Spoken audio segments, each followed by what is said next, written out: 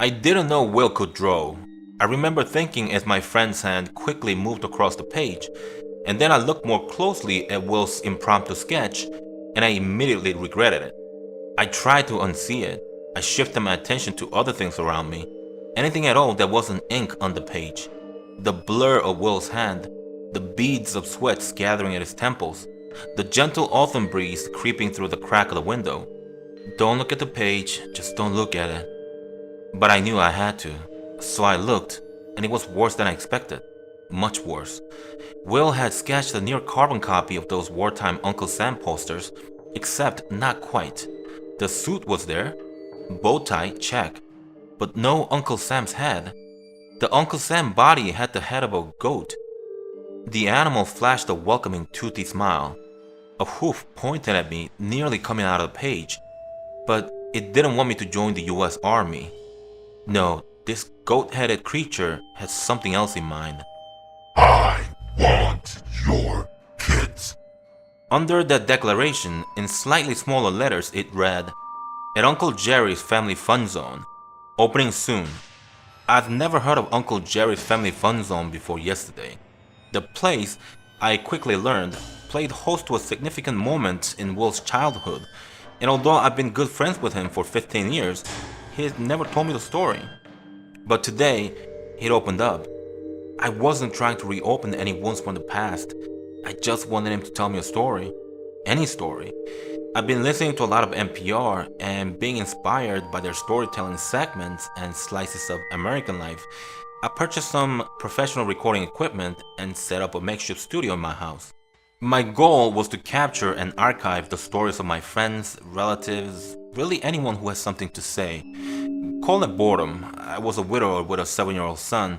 Besides doting on my kid, I needed something productive to fill my time. My recording area was cozy. Just a couple of microphones, a table, a few chairs. I sit a few feet from my interview subjects. The intimacy would induce real honesty and emotion. That was the plan, and it worked a little too well. I can't explain it, but I was drawn to it. There was something about it. So I stopped her after class and I asked her, "What's Uncle Gerry's Family Fun Zone?" Because I'd never heard of the damn place. I never thought my storytelling experiments would go so wrong so quickly. And it wasn't just Will's story and his sketch of the Uncle Sam human goat hybrid thing. Before I interviewed Will, I heard another version of Will's events from the other person involved in the Family Fun Zone incident, Will's wife and my good friend Caroline. Caroline and I dated for a little while in college, a stretch of time we now joke it occurred in a parallel universe. We were never supposed to happen. We decided instead there was some sort of a cosmic hiccup and different universes intersected for the briefest of times. Our relationship was over before it started. Caroline then began dating Will. The two lived happily ever after, and the three of us have been close ever since. Caroline and Will's history predated our collective existence in college. The two went to high school together, but I never knew exactly what they'd experienced as classmates and friends. Not until I set up my little recording studio. I interviewed Caroline first, and Will's interview occurred the following day. Both of my friends requested I not tell the other about the contents of their respective interviews. I'm certainly not planning on it. Both interviews were long and free-ranging. I'll just transcribe the relevant portions of their stories. The stuff about relationships, about Uncle Gerry's Family Fun Zone. It's important that these stories be shared in some form. So, how did you and Will meet? We went to the same schools growing up, but we weren't friends or anything like that. You know how you kind of know everyone you go to school with, but most people are just on the periphery? That was Will, always there, but not really. We ran with different circles. Then you can't pinpoint the moment you actually met for the first time. I can't. However, I can remember the first meaningful interaction we had. I was writing for the school paper and God, I can't believe I actually wrote for the paper because I was terrible. Just a horrible writer. And I was researching a story. It was a legend in our town, something all kids talked about but no one could prove. Did you have any of those? I think so. I'd have to think about it, but I'm sure I had some. Yeah, so you know what I'm talking about. One of those, oh, my brother's mechanic had this experience type thing. It was pretty famous growing up where we did. Kind of a spooky stories to scare the kids from staying out late at night or running around doing irresponsible things. It was this place called Uncle Gerry's Family Fun Zone. Gosh, I haven't thought about that place in years. Uncle Gerry's Family Fun Zone? Just saying it out loud sounds so weird, right? Just completely and utterly made up. And when we got older, most of us thought that it was made up because it was just a silly and stupid legend. So of course it would have had a ridiculous name. So what was the legend? It's been so long, but from what I remember, it was a children's play zone type place that existed in the late 70s or early 80s. No one could pinpoint it. But the story was this guy, Gerry something, but everyone called him Uncle Gerry, inherited a piece of land out in the woods from his grandfather. He took all of his money and turned it into a fun zone. You know, slides, games, trampolines, kind of like an indoor rec type of a place, but all barnyard themed, so the place looks like a red and white barn with a silo, but inside was all these kid stuff. He built this out in the woods? That's what everyone said. But the messed up part was what happened there. Apparently, like some 30 years ago, a kid slid down the slide and just vanished into the ball pit. Like, there was no trace of him. I think it was only 4, maybe 5. I can't remember for sure. Anyway, they emptied the ball pit and everything. The only thing at the bottom was a trapdoor and a crawl space that led to nowhere. It just dead ended. No one knew why it was there. But yeah, the kid vanished, the town freaked, Gerry split, and the place shut down. And that really happened? Every kid in town believed it. The story was that it was some sort of a hellhole that sucked down small children, that it needed to be fed. Like it swallowed up that kid, and if anyone went near that place, it would swallow you up too. Don't explore too far from home or you stumble across Uncle Gerry's. But you get past middle school and you think it's all bullshit. Was it bullshit? You said you were writing a story about it for the newspaper, and you met Will. Yeah, so I decided to write about Uncle Gerry's, and Will heard about it. He joined the newspaper club because he wanted to help. I think he just wanted to spend time with me. But he helped me with my research. We talked to people, we looked at old newspapers, spent a lot of time in those creepy library stacks. That's where Will held my hand for the first time. God, we were so young.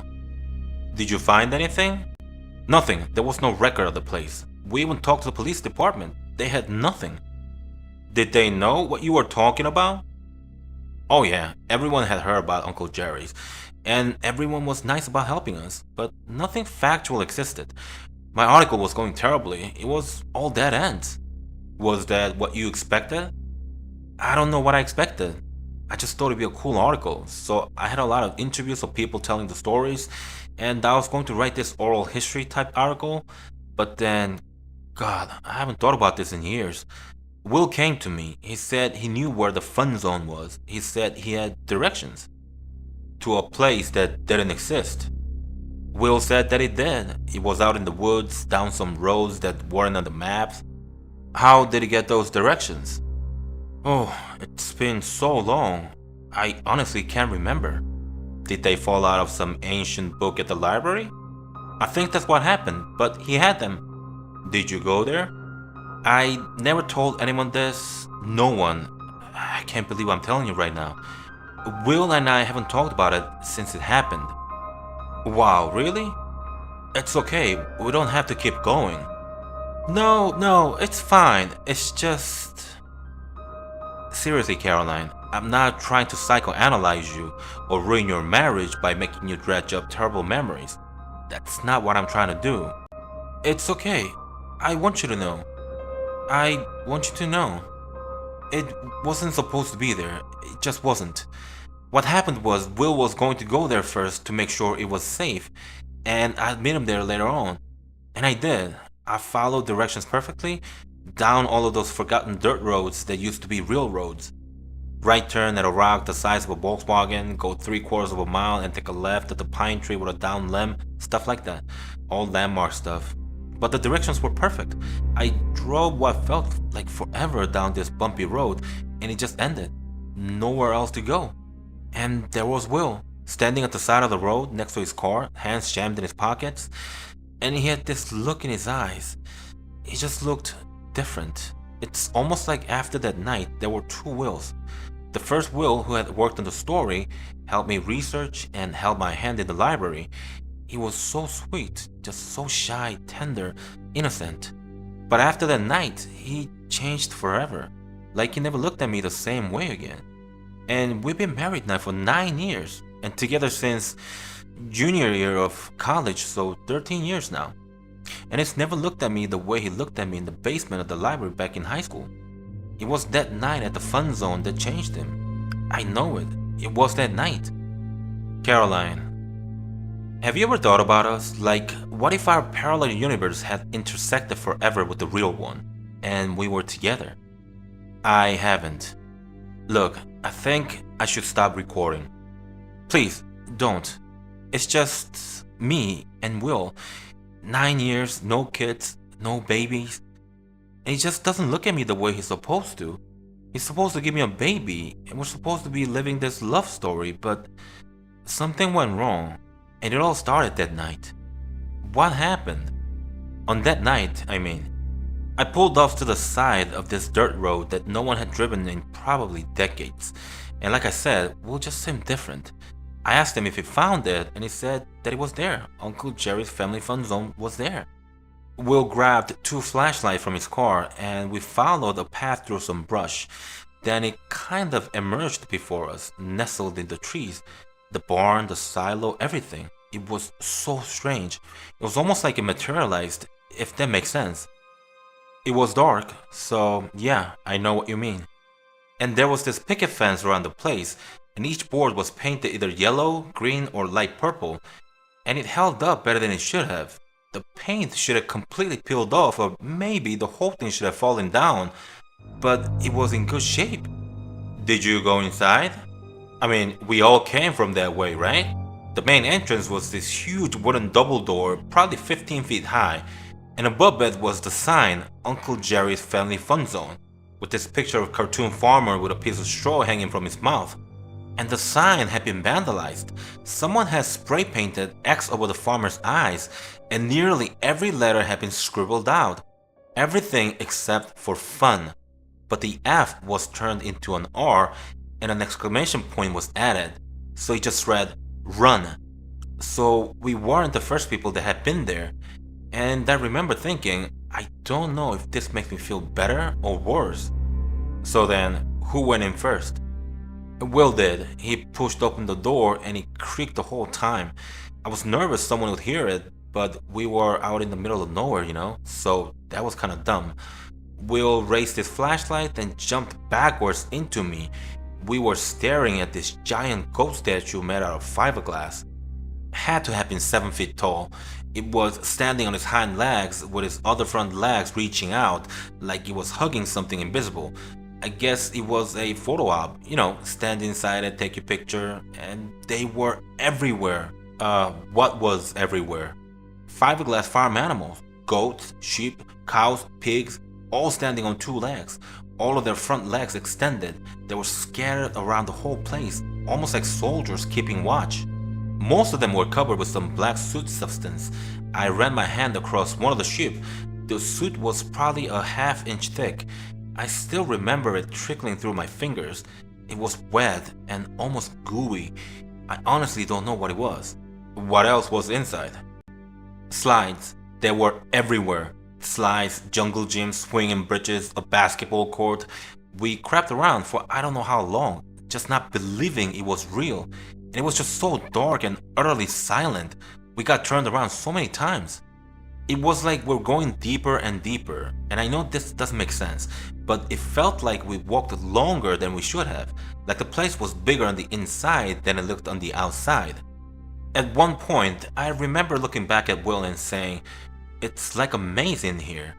And right at the moment, we almost ran into a sign that said, Uncle Jerry's Amazing Cornstalk Maze. We were right at the entrance to the maze, but it wasn't made out of corn. The walls were wooden with cornstalks painted on them, and there was no way we were going in there, not a chance.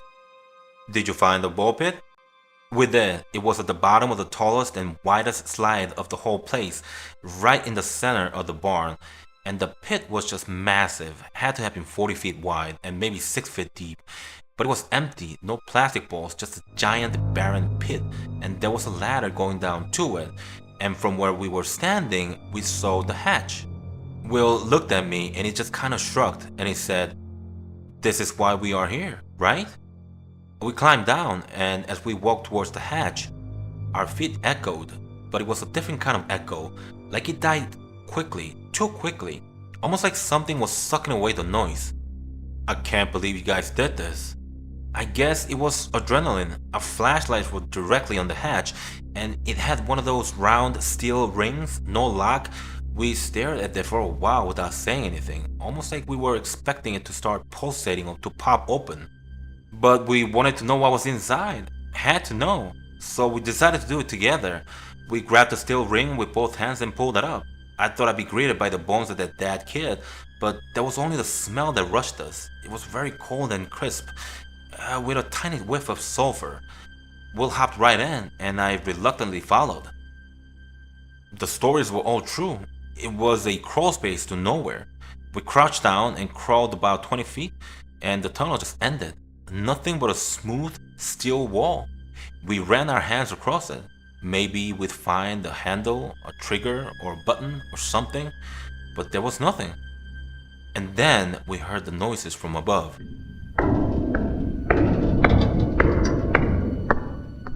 Holy God. Something had jumped into the pit, because the first thing we heard was this single reverberating thud.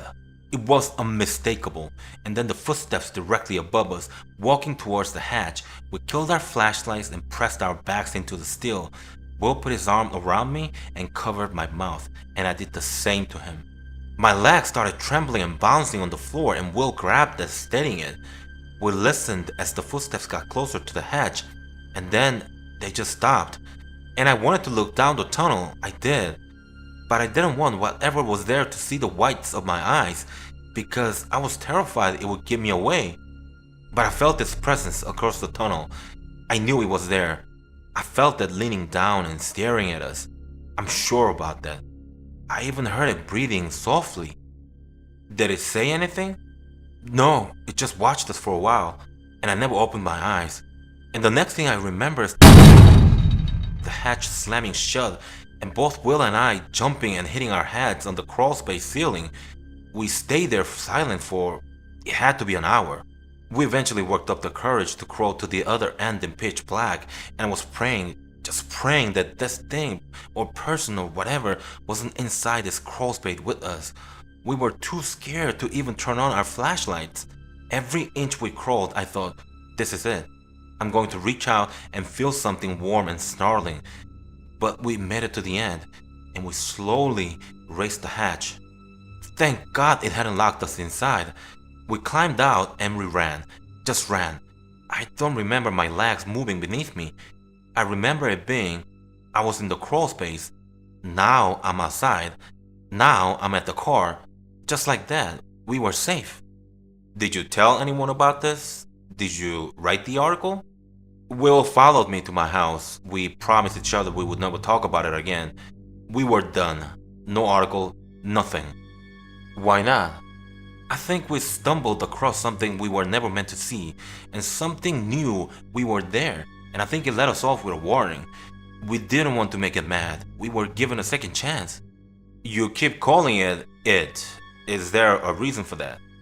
Just a hunch. Just the sound it made when it walked, the vibe it gave off. It didn't feel human. I honestly can't believe you haven't talked about this since high school. You or Will haven't brought this up? Not once? Will is... I love Will, but it changed him.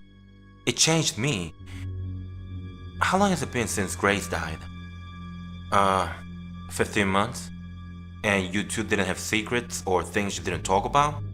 We talked about everything, at least for my part, and I'm sure she wasn't keeping anything from me. What's that like, to have a marriage like that and a child to love? I think what we had was rare, and Tyler is my world. He's my everything. Do you ever think... I turned off the recording. Caroline was traveling down a road I had no interest in going. She left shortly thereafter, making me promise not to share anything with Will. I gave her my word. At one point, I dropped the digital recording of her interview in the trash icon and hovered over the empty button for a few seconds, but I couldn't do it. I dragged it back to a folder on my desktop. Will came by the next day for his interview. It began, plainly enough, the first 20 minutes focused on his grade school years, his baseball playing days in college, and his love of his 80s action movies. Nothing revelatory, nothing deep. That quickly changed. The interview direction veered towards love and marriage. I tried avoiding it, but it came up organically. Will hesitated, contemplating. I hoped we'd detour right around it, but he looked at me sharply in the eyes and said, "Have you ever heard of Uncle Gerry's Family Fun Zone?" I lied, and I told him that I hadn't. He grabbed a sheet of paper from my desk and sketched out Uncle Samtime flyer for that cursed children fun zone. That's where this interview excerpt kicks in. I was sitting in class, I think it was Spanish, and I look over and this beautiful girl in the row next to me is furiously scribbling in a notebook, and she's drawing this, the drawing I drew just now. Was it a place in town, maybe? That's the thing, it apparently was some kid's play area type in the 1970s, and some little kid drowned in a ball pit, if that makes sense. Caroline told me the whole story, saying it was the most famous legend in our town, and she was writing a newspaper story about it. But I never heard of it. I asked all my friends, my parents, teachers, and I always got the same response. What are you talking about? And that made me more curious. Is this beautiful girl putting me on? Or does she have a wild imagination? Because according to Caroline, this legend was as famous as Bigfoot or Loch Ness Monster or whatever. Are you sure you were asking the right people? Google it. You'll find absolutely zero about Uncle Gerry's Family Fun Zone. And if a legend is that famous, wouldn't it have some presence on the internet nowadays? Anything at all. Zero results. That's pretty incredible. And back then, it wasn't just people I knew. I joined the newspaper club mainly out of this incredible fascination to find out more about this girl and why she was obsessed with this legend that didn't exist. And we interviewed dozens of people for the story. Historians, cops, librarians. We got a lot of strange looks. No one had ever heard of Uncle Gerry's, which only made me more curious. Did you guys get together? I know you started dating in college. I didn't know you had a history before that. Not really, almost. Caroline had this pull on me that was hard to explain. We were spending a lot of time together and she was gorgeous and funny and motivated. Man, just motivated to find out more about this Uncle Gerry's place. And I liked it. Even when I thought she was maybe a little crazy, I liked it. But she wasn't crazy. So, it was real. Here's the thing. We had no clues or leads, and I was just hoping she'd give up.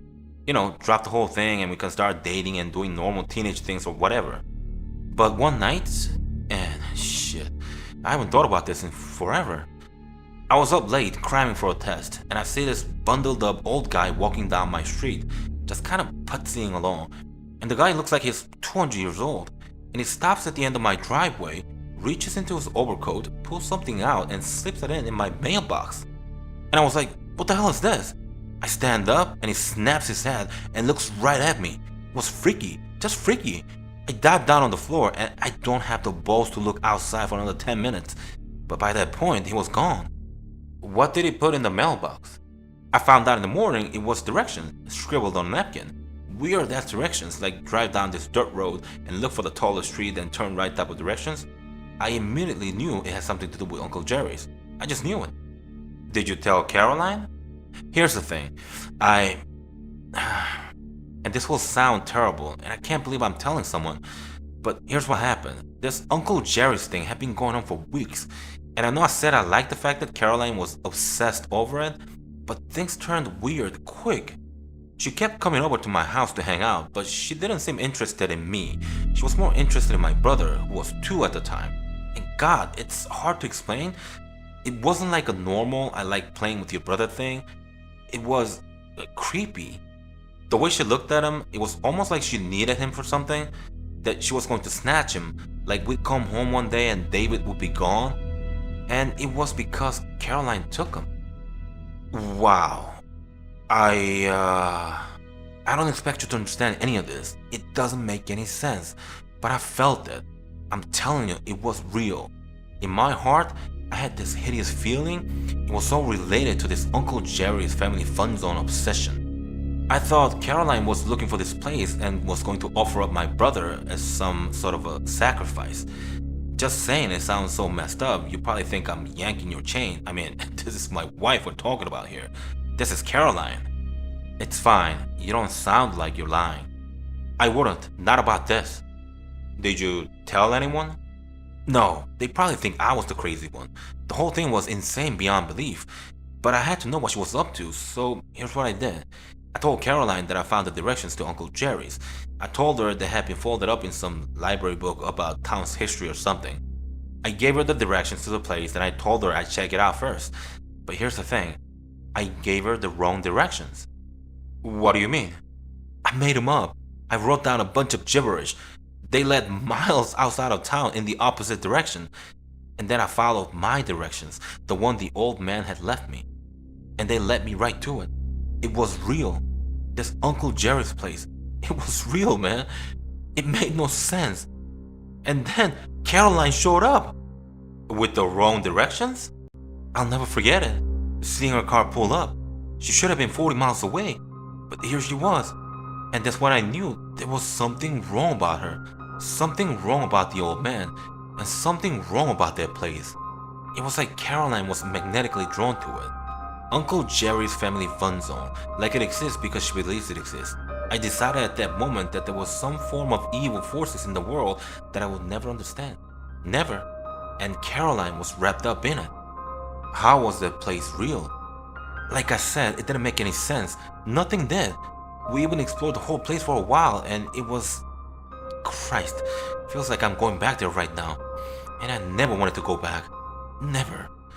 That musty smell, those animals that towered over us like monsters, it's just...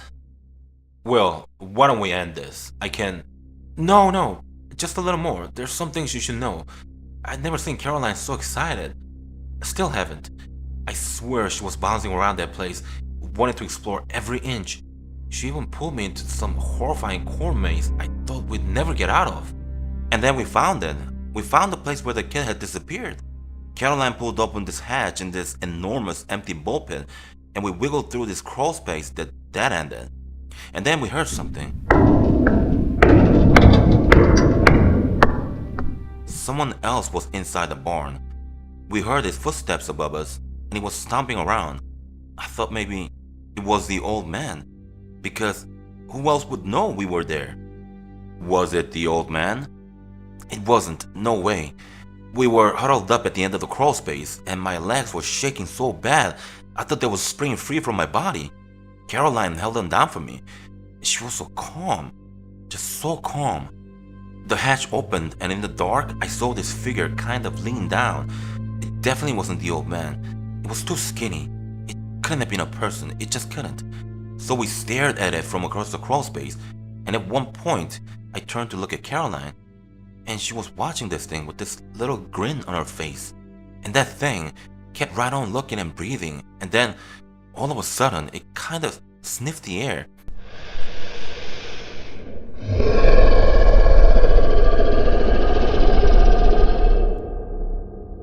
Like it was smelling us.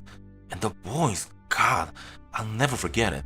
It was this voice that was deep, raspy, and terrible all at the same time. It said, Not young enough. Then it slammed down the hatch, and it was gone.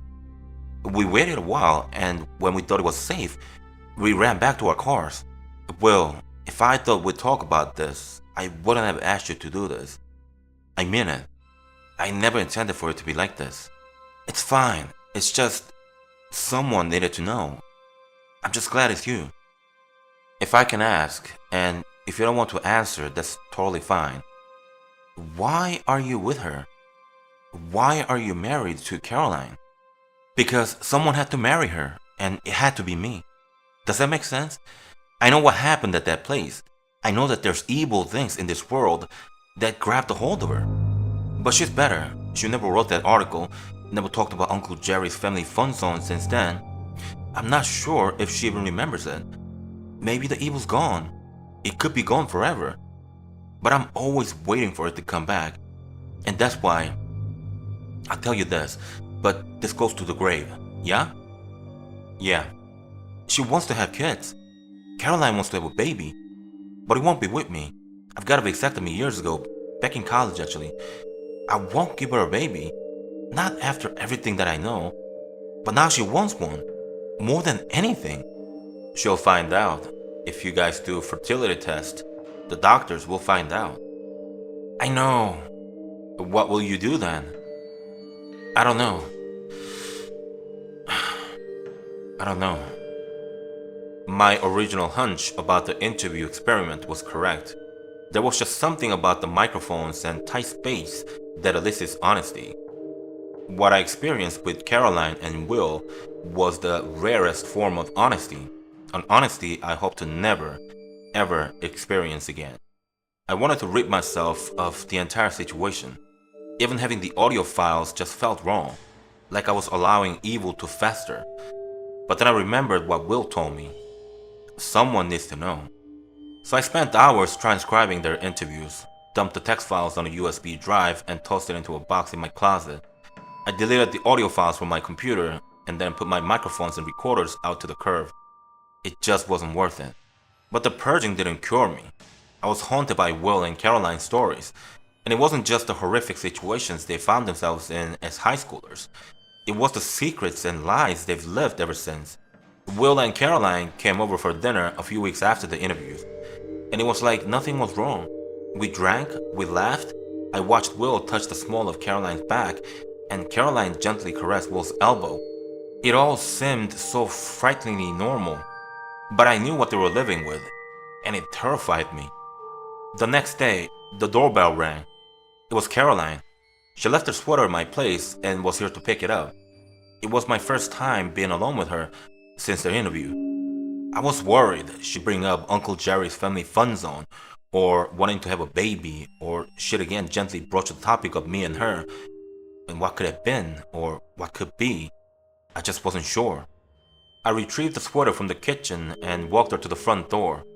I tried to read what was going on beneath her eyes, and I looked for a flicker of that evil that Will said grabbed hold of her all those years ago. I didn't see it. I just saw a lonely, sad woman who wanted more out of life than what she was given. We reached the front door and Caroline looked over towards my living room. Tyler lay nestled into the cushions, lost inside the pages of a fantasy book. Caroline smiled longingly at my boy and said to no one in particular, "Not young enough." Alright guys, I hope you have enjoyed the story, because I had to do nearly 6,000 words of narration, and let me tell you, it wasn't easy.